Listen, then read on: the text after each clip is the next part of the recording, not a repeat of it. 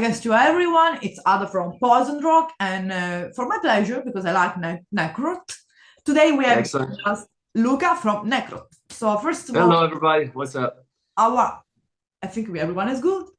And how are you then? Very good, thank you. We got a lot going on right now, so we're very exciting days. We just dropped pre-orders for a new album, Lifeless Birth, yesterday, and we're about to go on tour. Or 2 days ago. 2 days ago. Well, irrelevant, but yeah, recently. So the first single is out, Cut the Cord, and let's say the pre-order as well, the tour. The album is upcoming. The upcoming album, Lifeless Birth, will be out on the 12th of April. I mean, there's a lot. Yeah, there's a lot going on for us right now. We're very excited. Yes, absolutely. So like we're stoked that people can finally hear a new song after you know, many years that we haven't dropped a new song. So that's the most exciting part. Yeah, because last time was around the full length was in 2020. 2020, yeah. Absolutely, yeah. The year of everything. Yeah, a lot of shit happened in the last 4 years that like, you know, our drummer had to get like a back surgery. Oh, that's yeah, totally. Then he had some complication. He had to get a second surgery. Then he had to do like a long recovery time. Like now he's fine, but it's like it was a lot of that he went through. Yeah. And then I ended up having to like when the pandemic started, I moved to Mexico. Oh, really? In 2020, yeah, I moved to Mexico and I still live there. That's cool. And what happened is that when the pandemic was, I don't know, finishing or some shit, like, and people were starting to have tours again, I had family health issues in my home country, which is Italy. So I had to fly back to Italy to help my family. And then when so that like it delayed even further us getting back on doing stuff. And then on top of everything, we were finally like, okay, let's get back with a new album. Yeah. So I wrote the new album. We learned song, and then I was supposed to fly to Oakland to go record it from Mexico, and it's like 2 days before I went to my flight. My half of my face paralyzed. I got like it's called Bell's palsy syndrome. You get it out of nowhere. I don't know. It's something very random as fuck, but like. So we had to postpone the recording of the album. But you recovered completely from that, I hope. You recovered completely from that. I recovered completely. Okay, that's the important thing. But it took some time. And then it's like, you know, we recorded with Greg Wilkinson at Earhammer Studios in West Oakland. And like, he's very booked. Like, you know, it's very busy. So it's like, it was like, you know, we need usually 3 weeks to record an album. So it was like, hey, when do you have... and had the 3 weeks available, and it was like, oh, in 6 months, you know. So then we had to postpone by 6 months the recording of the album, because initially the album was supposed to come out in 2023, and we were supposed to have a tour in 2022. So all these problems kept pushing things farther, you know. And then finally. Finally, we're here. Now, finally, we're at the point that we're about to go on tour with Municipal Waste. Yeah. We're about to enroll, and we got the new album coming out. We got more tours that are getting booked, and like so it's like now we're finally back, kind of like exactly where we left in 2020. Yeah, you know, look, it just was let's say a big break. Of course, with bad things happened, and now you're basically getting back all the things that you were supposed to had in the past 4 years, but all in once. So yes, exactly. It doesn't matter if it's confusing. Doesn't matter if it's too much. It doesn't. There's not too much. It's good. That's why I think what NECROT wants. Yeah, it's never too much. No. And of course, but yeah, you know, 2020, everything like stopped, and we had like we had 100 shows booked that got canceled. Yeah, it's like, you know, but now we're back in the same spot, so it's exciting. You know, we're getting back to we're taking our lives back, you know, after a lot of troubles. So it's basically like NECROT stopped. Let's say stop it, kind of, but. The full length, the last full length was there, and then basically you just started where you left. Where we left it, yeah.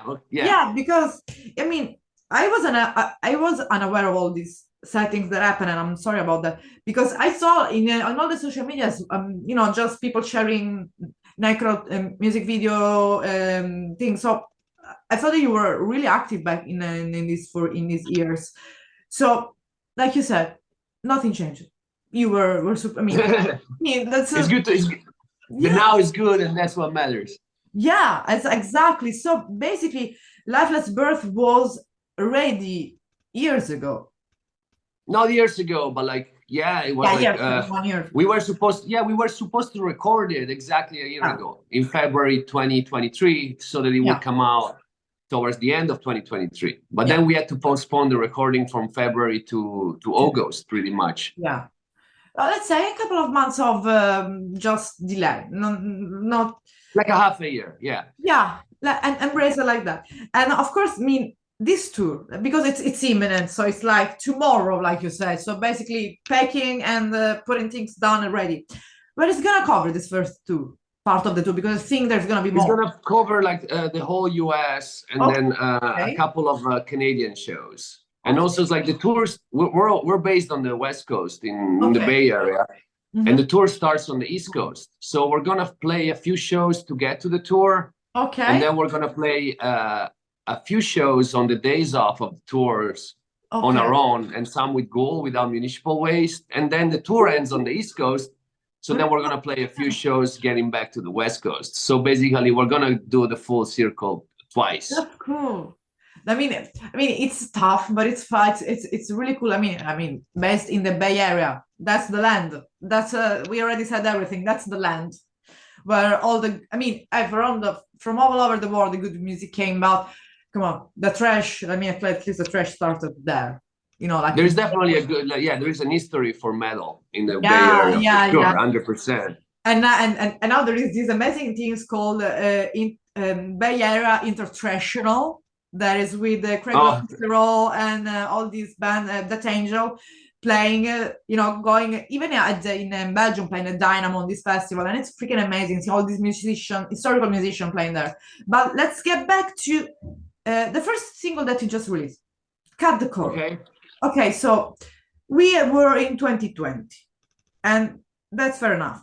We leave that album behind. So of course, I'm not gonna say here to say, okay, talk about the beginning of the band. Let's talk about. That's like, you know, that started in 2011, so we can't go that way back. It's not important at this point. Yeah, but as well, I think people know that. I mean, people know the history, because it's not like 30 years ago or yesterday. You know, that it's fresh, and we have to refresh our memory. Let's say that mainly what I want to focus is kind of, let's say, of the difference of the, if there's any difference of the sound, something changed between Mortal to the upcoming album. Well, I think the difference is that, like, you know, we have as a band, we are progressing, and we're having like, basically it's like every time you go recording, there is something that you're like, oh, I wish we did that different. Or like, oh, I wish that sounded a little bit more like that. Or like, oh, that on the album before, the Guitars on Blood Offerings, which is the album before, maybe they were, you know, you get all these little, every time you go back into the studio, you know, you have a better idea of what you wanted to change on the previous album. So the more albums you do, the more you refine what you're doing. So it's cool. And also it's like, we have more time. Like, I definitely have way more time to write these songs. Because Mortal, I wrote all the songs in between tours. And we only had like, and I wrote all the lyrics on the road. And then we really had like 2 weeks to practice it before going to record it. Because we were touring so much that we didn't have much time to actually be in the studio, you know. So it's like, with Lifeless Birth, I had plenty of time to write it, you know, and it was really cool. It was really cool to have that time to focus on it, you know. And then it's like Sonny is our guitar player. He's amazing, and he because I write the songs, but he writes the solos to the songs. You know, he writes his own solos, and they're sick. And he also had more time to sit at home with the songs to really think about it. You know, when in everything else was before, it was always like, you know, rushed. We always wish we had more time on the road. Let's say. Yeah, mostly, and then you got Yeah. like these 3 weeks before you go on tour again, or a Yeah. month. But then you get back from tour, you're super tired. So the first week you're like completely out of it. You're just sleeping, you know. I mean, I can just barely imagine, because of course, like having booked, like you even mentioned that even 100 or 80 whatever gigs in a row, being on tour for months, and then maybe have a couple of weeks of break, and then coming back on the road and doing album in between. Of course, I mean, of course they can be deep and meaningful, but of course that's when you stop a little bit and work on the songs with the, let's say, And focus, like you mentioned. There is you know, there yeah. was so much inspiration, you know, also because it was like the from 2020 to 2024 we went through a lot, and the world went through a lot, and we've seen a lot of things. So I had a lot of inspiration to write this album. And because of, like, you know, what was more disturbing to me during the whole pandemic thing is like the way people became so divided, you know, and they were constantly fighting, you know, and they were constantly blaming each other. Like that was the most annoying part for me, more than anything, you know. And I feel that there was so much repressed feelings, and there was so much discomfort, you know, and that's really good when you're trying to write an album. You know, you want to have something to talk about, you know. Exactly. But then at the same time, it was like my life changed for the better, let's say. You know, you know, I was, of course, like, you know, before my life was the band, and that's it. Like, you know, when we will get back from tour, my personal life was like shit, you know. So it's like I just couldn't wait to go back on tour, you know. But now it's like I moved to Mexico. I got married. Congratulations. Yes, I have more. I live in a space that I like more. Like my personal life is better. So then I live for, you know, a month or two, do band stuff, but then I go back home. And I like going back home, when before I would go back home and be like, you know, this is something that lots of touring musicians face, that is like, you know, because you're sacrificing so much of your time, you're dedicating so much time to the band and to the road and whatnot, that then your personal life gets left behind. You know what I mean? And if you're not surrounded by the right people, if you're not with the right partner and whatnot, your life become like you know, depressive. You know, even if you're having so much success eventually with your band or whatnot, you're enjoying a lot what you're doing with your band. Like lots of musicians goes through this, you know, and people don't fully understand it, because they're like, they see your life as glamorous. They're like, oh, you're always on the road. Oh, you're always playing shows. Oh, you know all these people. There is always the background. There is always behind the scenes. But then eventually, like, and you see, it's like, you know, even in the last few years, we have lost a lot of amazing musicians to depression and suicide, you know. And it's like, you know, because people don't fully understand that sometimes all that you sacrifice to be in a band for real, you know, and the time that it takes to dedicate to it, if it's not balanced with a, you know, with a personal life that you enjoy, is complicated. So to me, you also felt that, like, that's good. I had so much inspiration from all the shit that happened to us personally and to the world, but also I had a more comfortable place as my personal life, that I think that ultimately allowed me to write better music. Yeah, kind of in a way, like in a way that you felt like you can rest, because like I felt like in the right mental space to actually give my best to it, you know, instead of just coming out of a place of stress, of anger and discomfort and stress. Now I also have a little bit of peace, you know, and then like translate to like you know, I feel that like this new album, Lifeless Birth, that we just is coming out in April, is like is our most aggressive album, but also is the most melodic, in a sense, you know, without losing our you know, the way we sound. Is like, you know, don't think about melodic like clean singing or really melodic shit. I'm saying like relatively to us, you know. But don't become like I don't know, something with core or something with melodic. No, dude, I'm like, Don't put you're gonna hear it. keyboard. I don't know if they sent it to you and you heard it, but like you're gonna be like, oh, this is not that melodic. But like if you hear it compared to the previous one, it's like, oh, Yeah, he's of a course. little bit, I mean, he's slightly more melodic or whatever. there's good. I mean, there's good that melodic out there. There's good trash melodic, everything. Okay, sometimes melodic is good, but there are some bands, some music, you know, that when you have literally the melodic component, not the sound, meaning melodic like an adjective. Okay, so a word, but when you are the really literally the melodic part, which can be a keyboard or a more vocal. No, none of that. None of that. None of those bands. I don't know. Yeah, sometimes I go and check out some bands. I don't know. It's like I sometimes I don't even realize how melodic some metal bands are. Yeah. Because I don't even go look for them or I don't find them. So I sometimes like, what the fuck? It's like, you know, I don't even think they exist. And I'm like, what the fuck is people doing? And then these bands are super successful. I get it. Yeah. But of course, like I mean, I'm not talking about that kind of melodic. Yeah, I'm talking about but I mean, a slight melody, you know, that's something more like, you know, that's kind you of know, this member is melodic. You know, I'm talking about this kind of melodic. Yeah, it's like when we think, let's say, you know, to the black metal scene, for example, there's a lot of melodic too.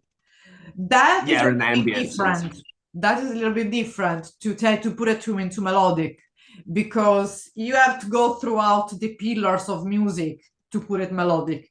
And when you listen to the melodic part, and this is of course personal, you know, consideration, because that's the taste in music. There are, of course, when you listen to the melodic part and then you listen to the really loud, how it sounded to the beginning, so I don't know, Possessed, for example, you heard the roughness of Jeff Net, and no, I say I can't listen to something more melodic. That's this name, it's called that, or let's say that extreme music for a reason. That's for a reason. 100%.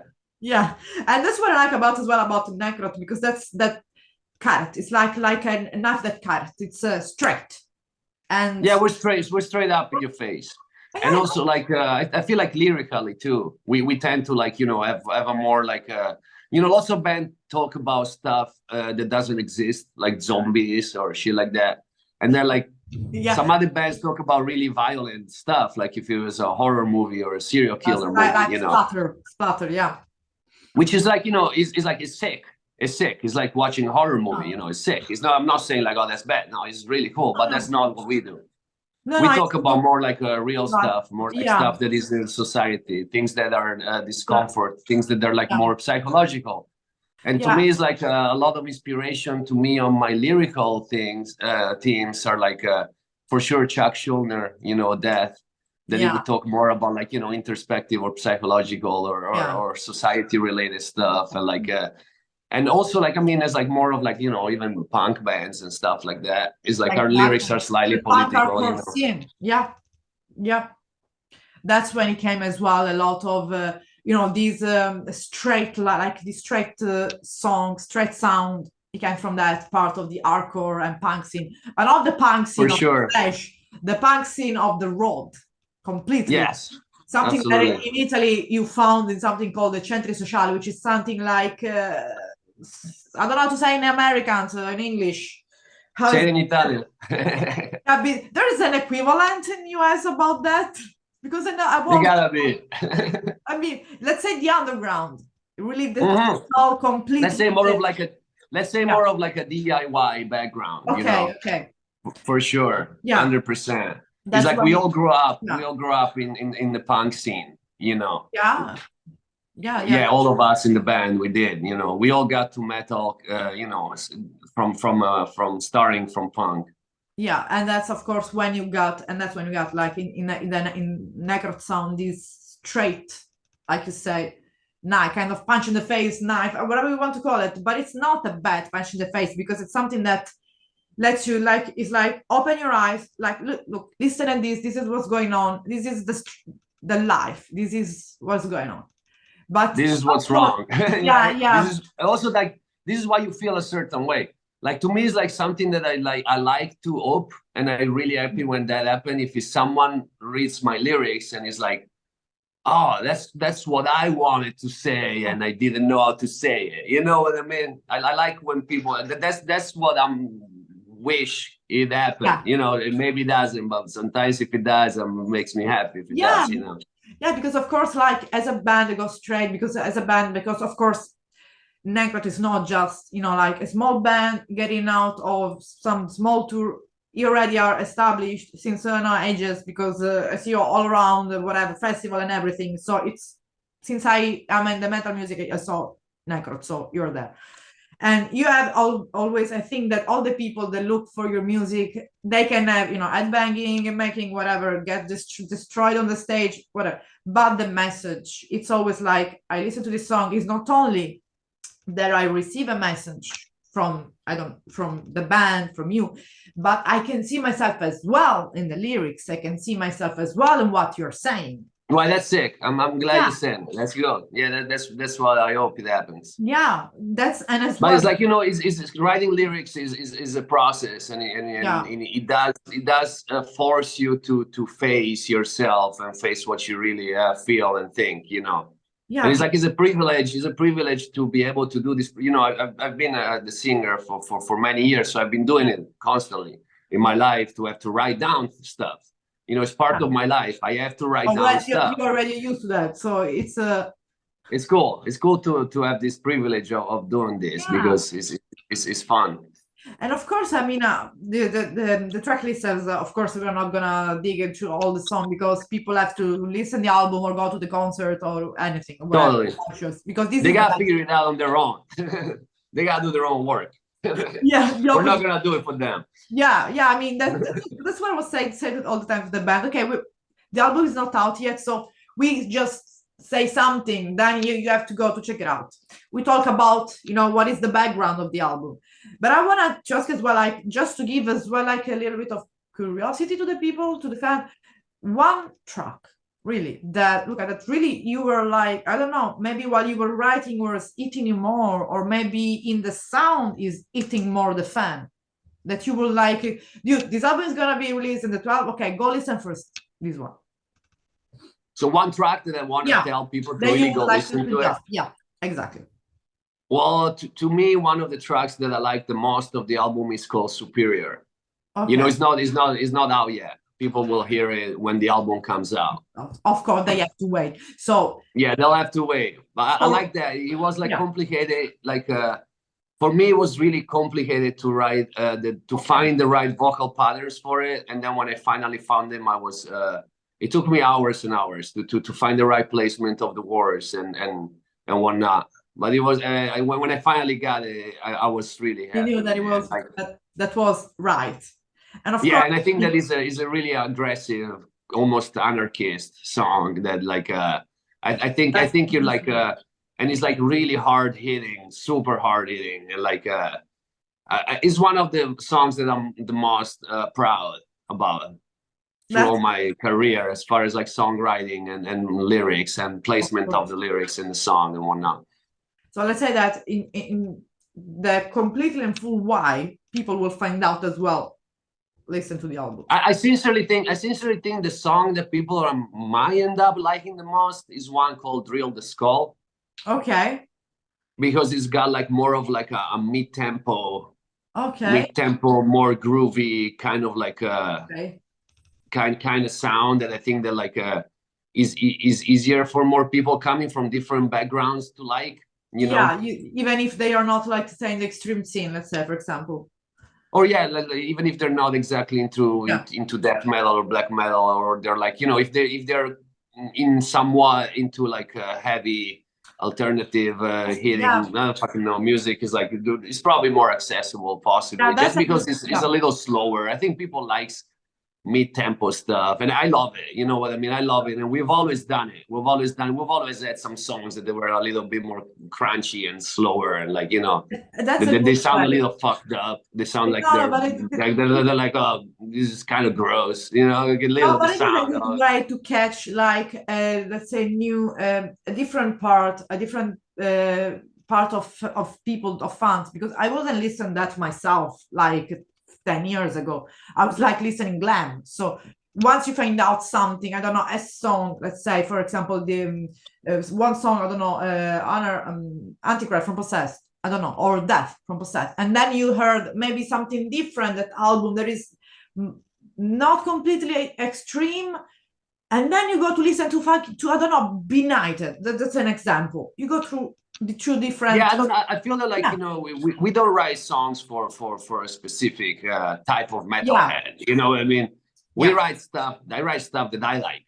You know. And my influence comes from many different places. Like, we're not a band that tries to sound like another band. You know. No, it's like you can your sound. So to me, it's like, you know, I have 100 or more bands that I like, that do influence me when I write music, consciously or subconsciously, or not. But like, yeah, we write stuff that we like, and we're not.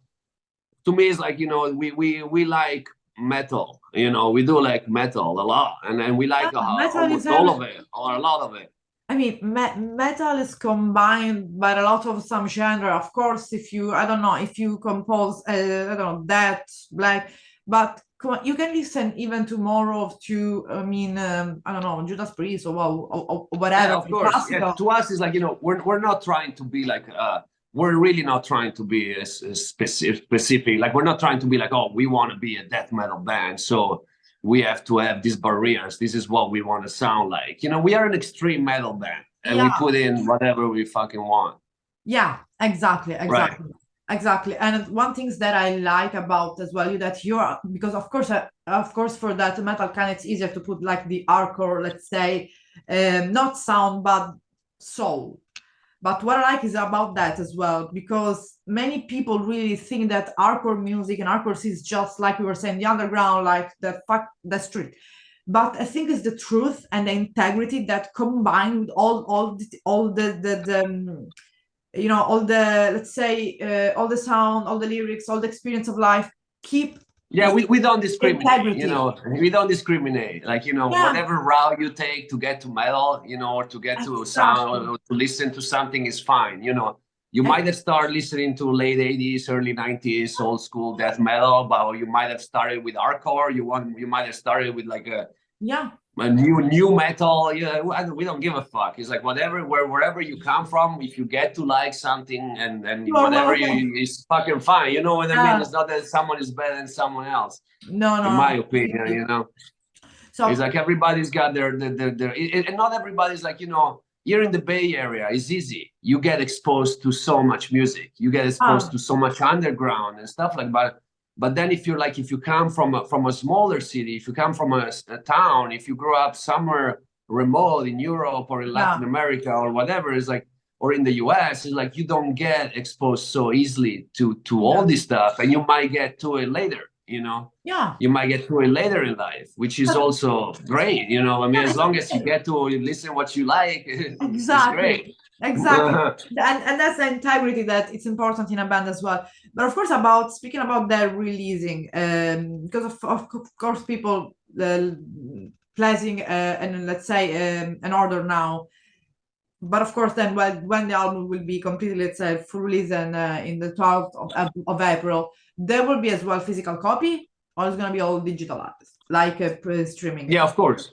Okay. Yeah, we got the pre-orders for CDs and LPs and even cassettes. It's already available. Okay. And like right now, it's like, you know, right now the best place in Europe to order it will be the 10 Crimes merch table, which will be a record label 10 Crimes store, because they have the best shipping rates. But then it's like once the album is out, and like as time goes on, there is gonna be way more. You know, he has a full-on distribution, major distribution in Europe too. So it's like it's gonna be available all over. It's like probably like people will be able to find it very easily. You know, because it's always I mean, you can have it on your devices, mobile devices, whatever. But let's admit it, the physical copies are always the best. The best. Yeah, 100%. And that's the way way to support the artist, and 100%. But of course, speaking about as well, like live. So you're going to this tour now. There's some festival or some place that you, of course, that you can say, Luca, that did you already announce for the summer, like in America? Yeah, we're playing some Europe festival. We're playing Tolminator in Slovenia. Yeah, I know it. We're playing Partisan in Germany. Okay. We're playing Brutal Assault in the Czech Republic. We will see we're that. playing Death Coffee something. Okay. Fuck. Still in Czech Republic, I think. I'm sorry, I'm not. I didn't prepare myself for this question. Yeah, no, but we're playing Helsinki Death Fest in Finland. That's fucking amazing. I know that other organizer. You will have a lot of fun there. It's beautiful. I think that. And I feel bad if I'm forgetting something because we have so much going on right now. Because we still have a lot of shows before getting to think about going to Europe right now. Right. Let's say that people can be updated about that. Just check it on social media, on websites. People can find it. Yeah, if they follow our Instagram or Facebook, or they'll get to know it. They'll get to know it. Yeah, of course. And eventually they don't get to know it and they go to one of those festivals and then they'll be like, oh, fuck, NECROT's playing.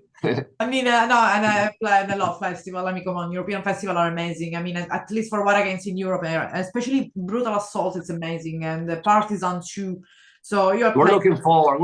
We were supposed to play those festivals in 2020 and then everything got canceled. So we're very much looking forward to do those. Yeah, that's gonna be really. I think it's gonna be a lot of Bay Area bands playing and Brutal Assault as well, though. So it's gonna very be cool. Well, I'm sure we'll meet. There is gonna be a lot of people we know. Yeah, Ethan, Exodus Forbidden, something like that. It's gonna be. It's gonna be like an old meeting, like all American bands, maybe 3 from Europe. But I think you deserve now to be on the road and just enjoy and have fun and just keep the stage. But be back into the interview. So let's say that you are pretty busy. It's gonna be 2024 completely full for NECROT. That's amazing. Okay. So it is.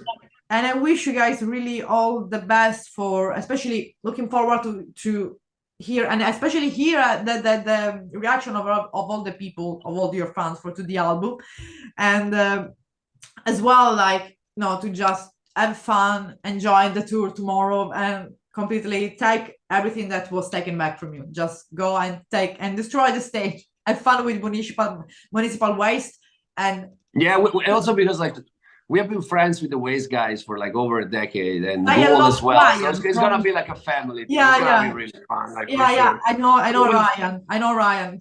So. Oh, cool. Yeah. We did an interview a couple of months ago.